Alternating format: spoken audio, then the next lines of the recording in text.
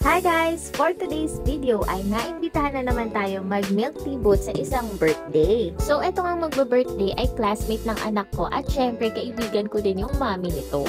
Kaya naman kinagabihan bago mag-birthday ay for the dikit ako ng sticker sa mga cups. Bago nga kami magpunta sa isang event, talagang binibilang na namin yung mga cups, straw at saka yung mga takip. Shoutout nga pala sa inyo, Yvonne and Mami Tin. Sila nga pala yung kauna-unahang nagtiwala sa amin para dito sa milk tea booth sa mga party.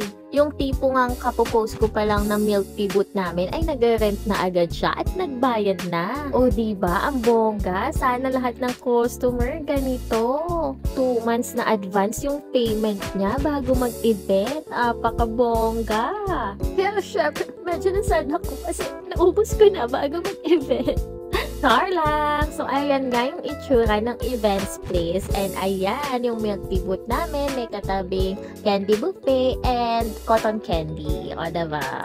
Very pambata. Talagang mag-e-enjoy yung mga kids na bisita. Baka naman pwedeng makahiling na i-follow nyo din kami sa aming Facebook page. Ito pa nga lang pala yung pangalawa naming event. At sana, more events pa soon! At syempre, bukod sa aming mag-asawa, ay kasama din namin ang aming panganay. Kasi naman, classmate niya yung magbe-birthday and kasama siya doon sa event. Ayun lang guys, wala akong mapapakita sa inyong video na nagsaserve kami kasi nga kaming mag-asawa lang nagsaserve and walang ibang magbe-video sa amin. Kailangan kasi dalawa yung nagsaserve dahil pag pumila yung mga bisita ay natatabunan na kami. So, eto na nga guys, ipapakita ko na lang sa inyo yung mga picture and sana sa mga naghahanap ng milk tea booth para sa kanilang party, i-book nyo din kami. Located nga pala kami sa Nueva Ecija and maraming salamat Mami Tintin for booking us. Salamat sa panonood!